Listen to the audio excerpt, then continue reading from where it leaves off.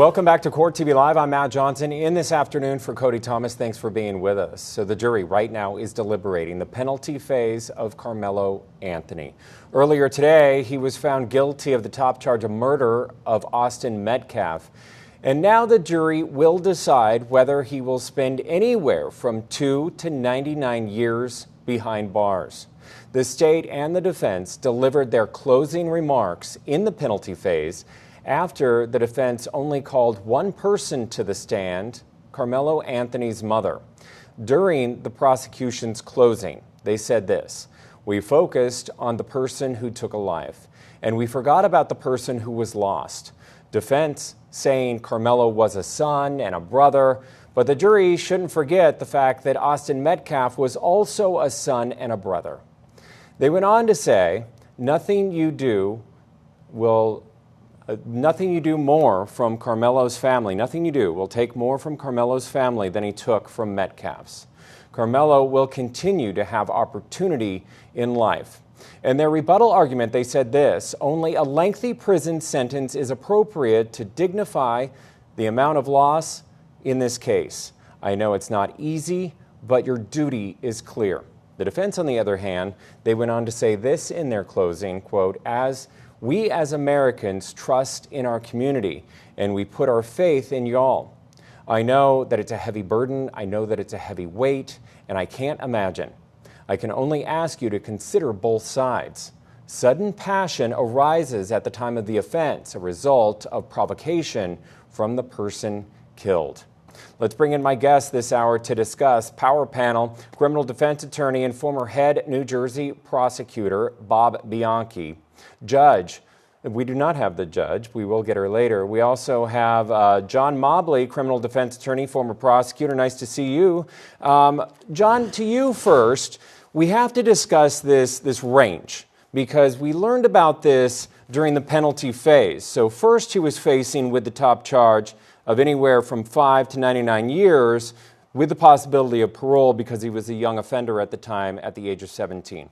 So now if the jury does find in their recommendation to the judge, if they find that it was sudden passion, they can lower the bar there to 2 to 20 years. So what are your thoughts in all of this? I mean, I think that, ultimately that is the most likely outcome. When I filed this case, I was not shocked by the murder verdict. I thought maybe they had a puncher's chance of voluntary. I just never saw this as a valid self-defense case. I always kind of saw it as a murder to or manslaughter type case. So, based on the circumstances, there was clearly an argument. There was clearly some back and forth. You can even, argue the witnesses indicate there was some type of intimidation or bullying. And although that conduct on the part of Metcalf, doesn't justify the use of deadly force, I certainly think that for teenagers in that circumstance, they've got enough to meet their burden to show that the killing was done in the heat of passion. Bob, was it a mistake that this now offender, convicted murderer, didn't make a statement in elocution? He chose not to testify. No, as we said in an earlier segment, this is not unusual in my mind because you get up there in front of this jury and you are on a wire. You could trip very easily. The defense has a lot of good arguments here. Perhaps passion provocation, although I respectfully disagree because that provocation has to be reasonable and there was no opportunity to cool off. And the jury may go on the lower end of the sentencing range in the murder range, not passion provocation. If he gets up there and he says anything that comes off as no remorse, being disrespectful, arguing, which is always happens. The defendant always wants to argue what happened in the guilt phase when it's only the penalty phase right now. He could get that jury irritated and agitated. The defense has everything it needs to go in front of the jury, say, young man, bad situation. He's going to be held accountable. You said self-defense, but let's not throw the baby out with the bathwater. Let's be reasonable and moderate. The whole name of the game right now is that he sees the other side of prison at some point in time, and all he could do by getting up there is agitate, in my opinion, and irritate the jurors. Well, did he have anything to really lose at this point in time, John? When we're talking about, sure, he'll make appeals. Like sword. Go ahead. Yeah, and I think that's the issue that, there's going to be an appeal. So, if there is a successful appeal, then all the statements he made doing a hearing, on this issue could be used against him, in the retrial. Now, so it is a double-edged sword. I do agree that the jury's kind of heard from a technical standpoint all they needed to hear, because really the only issue is whether or not there's any evidence that the killing was committed in a sudden heat of passion. So while I do think, it might make some difference in sentencing range because they would kind of connect with him a little bit to hear him say he was sorry and hear the emotion. But they kind of heard all that during the trial phase. I mean, they heard all the witnesses say that he was crying, he was asking about Metcalf, that he was remorseful, he wasn't, vicious, and he wasn't, trying to run from law enforcement. I mean, except for that brief, horrible lapse of judgment, he conducted himself like a very appropriate young man. So I think from a technical standpoint, they have everything they need to make a decision to convict him of murder too. Now, well, I don't know. We just don't know these things. I mean, that's just a risk that you have to take when you're the defendant. I'm wondering if the jury also wanted to hear why he even had a knife there. It wasn't a crime to hold the knife, but it shouldn't have been on school property. Things like that. I think that, nowadays jurors just want more of an explanation. But you're right. You bring up a good point that all of the witnesses who testified, they testified that he was remorseful and, breaking down. So they did hear that. I was kind of surprised that there weren't more mitigating witnesses called to the stand. John? I was shocked with that too, because based on everything I read, I mean, he was like Metcalf, they're both great students, good athletes. They had friends. They were well liked. I mean, there was testimony from one of the students that went to the Memorial High School. I think that's the name of the high school. That that was in the tent that said, yeah, he knew him. He hung out with him and his girlfriend. They went to his girlfriend's mother's birthday party. That they got along. I mean, he was a very well liked young man.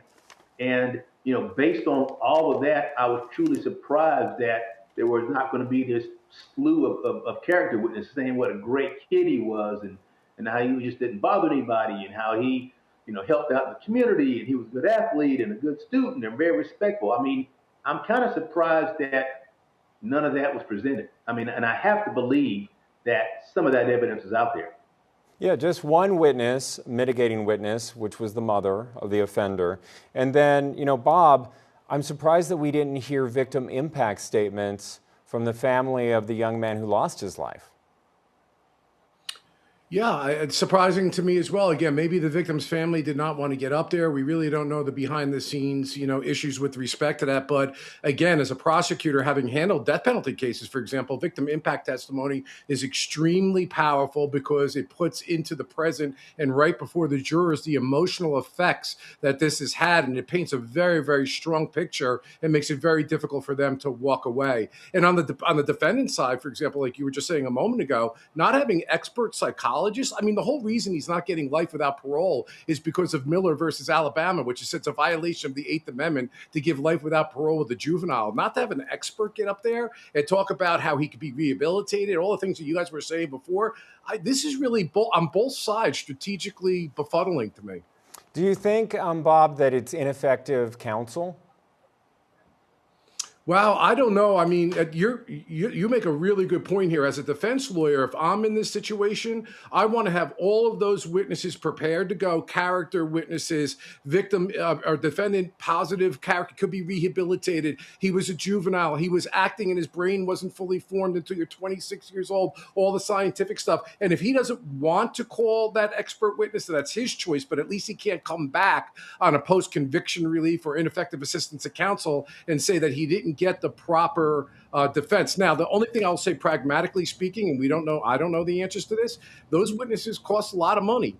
And even when they're public defender cases, sometimes there's not the money out there in order to get those witnesses to assist you. So certainly you could make those arguments, but you want experts to do it. But if the lawyer chose not to or didn't investigate it, that sets things up for an appeal. That wouldn't get me nervous as a prosecutor, to be honest with you, that there may be an ineffective assistance appeal down the road that could be, reverse the conviction. Yeah, and John Mobley, as we're looking at the live pictures there outside the courthouse, this has just been such a divisive case in that community, and there's barriers. What are your thoughts on the fact that the judge also didn't allow cameras? Cameras are allowed in the state of Texas. I'm kind of surprised by that. I mean, while the case did get some attention, I mean, it's not unusual for a case to get national attention. There's a recent case we had here in South Carolina, the Rick Chow murder trial, where the judge surprisingly did not allow cameras in the courtroom. And at that case, the Chow case, the trial judge said that he was concerned that all the different cameras would increase the risk of the juror's identity being exposed to the public. And again, the parallels and similarities are the same. The Chow case here in South Carolina, there's a black teen shot by an Asian store owner, claim of self-defense, and by the owner who was charged with murder. And that case caused a lot of racial tension in the community. So the same similarities and parallels were in this case. So my best guess, my best opinion is the court was concerned that there was a risk that the jurors might appear on camera. And in a case like this, you do not want the risk of any of the jurors having their identity exposed, because cases like this are going to generate death threats to both sides. It's unfortunate, but it happens. I mean, and it's happened in this case. The victim's family received, death threats, and they didn't do anything. Their son got stabbed to death, and they're getting death threats by anonymous people. So my best guess is the judge did not want to risk the jurors' identities being exposed. I think that you make a fair point there, and there are guardrails for that. But, having been in the courtroom, and I've covered a lot of divisive cases on different levels, including Karen Reed, where there was distrust in the community and in law enforcement. And, in that case, there were cameras allowed. And I think afterwards, in talking to community members, whether or not which side they were on, it helped them understand the process, Bob. Yeah, I don't get this. The way we do it today, it's not OJ where it was a scrum like when it first started. There's one camera feed that's there. It's unobtrusive. The judge gives specific orders. The juror's identity is not exposed. The only rationale, because we cover cases all the time from Texas. I mean, Texas has a whole different kind of sense of justice here, and they're always publicity cases, and they're always in the media. Why not this one? The only factor that I can see would be different is that it's a 17-year-old, and that if it was a not guilty, maybe he wanted to protect the anonymity of the defendant. I still don't think that that's a good enough reason, and I agree with you. I'm tired of listening to people tell me what's being said in the courtroom. Let me see myself so that I can make my own independent evaluation. What are we talking about here? I mean, this decision is like from 1989. Crazy. Yeah, and we had a case in Texas, Caitlin Armstrong case, where again cameras were allowed, and they chose to do openings, closings, and verdict. So maybe that would have been a better solution. But when we're talking about the jury, they were not sequestered during the guilt-innocent phase. They are sequestered, however, once they begin in the penalty phase and the deliberations, or even coming to their verdict of guilty, they were sequestered. So they're staying sequestered according to the judge and our notes from the courtroom. John, what are your thoughts on that? I think that sounds like a reasonable move.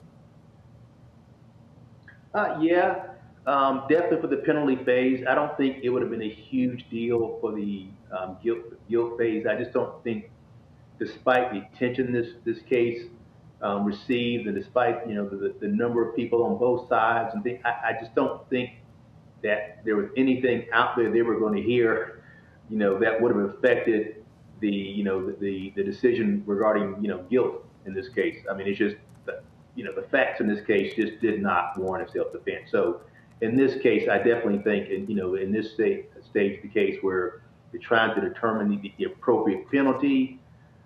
All the influences out there are, I think, are much more inclined to be, more subjective, and there's a greater risk of them influencing that decision.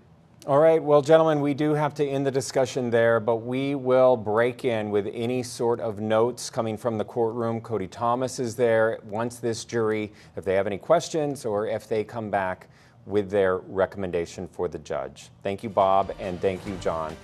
We do have to take a short break. Coming back from the break, we're going to be back in Florida with more testimony in the Bob Pino trial playing out there. This is CourtTV Live, your front row seat.